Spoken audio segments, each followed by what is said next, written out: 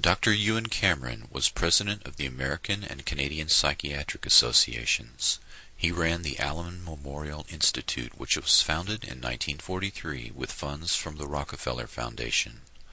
Nazi paperclip scientists made their way into the CIA and military-sponsored mind control programs here in the United States and Canada. Some of these scientists were friends of Dr. Cameron.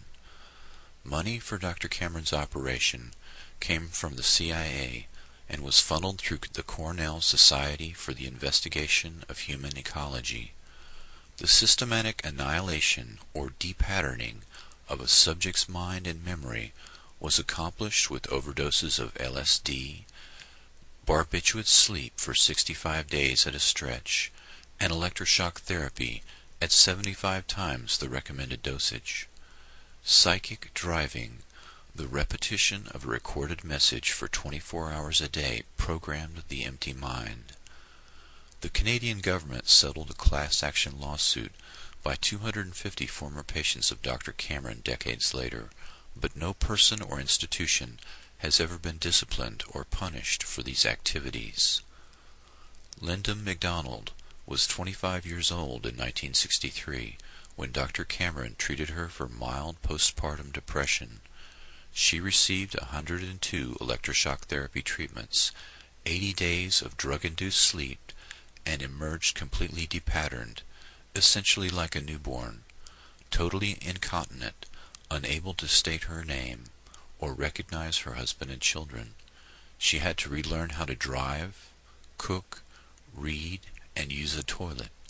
Eventually, unlike many of Dr. Cameron's patients, she made a fairly complete recovery.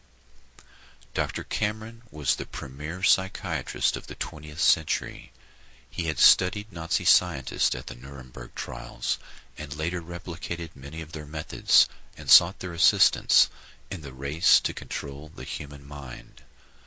Dr. Cameron's mind control experiments were one program out of many programs run by the CIA, Navy, Air Force, Army, and others.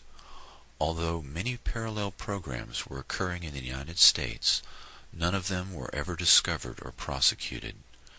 These programs were run by Dr. Morse Allen, Dr. L. Wilson Green, Dr. Martin T. Orne, Dr. Stephen Aldrich, Dr. James Hamilton, and others. These American and foreign-born programmers were supervised by Dr. Sidney Gottlieb, who was in turn supervised by Richard Helms and the director of the CIA, Allen Dulles.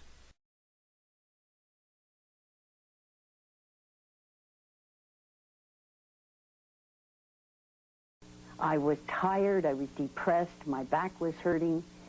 And so he said to the children's father, why don't you go to Montreal and visit this Dr. Ewen Cameron, this famous man who has all of these accolades, and have an assessment. So we went. My medical file even says that I took my guitar with me. And that was the end of my life. Within 3 weeks, Dr. Cameron decided to call me an acute schizophrenic and ship me up to the sleep room. I was in a coma for 86 days. 86 days of unbroken sleep. Yeah. Total comatose state. I had to be toilet trained. I was a vegetable. I had no identity. I had no memory. I'd never existed in the world before. Like a baby. Just like a baby that has to be toilet trained. Pictures, and I know who that is, who they are, but I don't remember them as my children at all. I mean, I know that they came from my body, but there's no, that's all. I don't know, and that's because I was told that. So these are my children. I'm stubborn, too. It got to the point where every time, whether it was John Crosby or Raina Titian or then the Honorable Kim Campbell, it got to be, you guys, we're gonna stay alive. And I said that to Brian Mulrooney, too. If you think I'm going away, you've got another thing coming. I'm not going to go away. I finally discovered... Linda MacDonald would hound the federal government for 4 years before finally in 1992, Ottawa grudgingly agreed to compensate her and some of Dr. Cameron's other victims $100,000 each in exchange for signing away the right to sue the government or the hospital. But it was an ambiguous victory.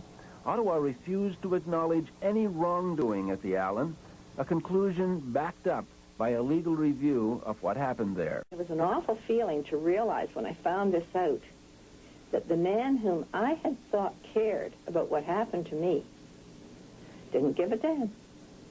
I was a fly, just a fly.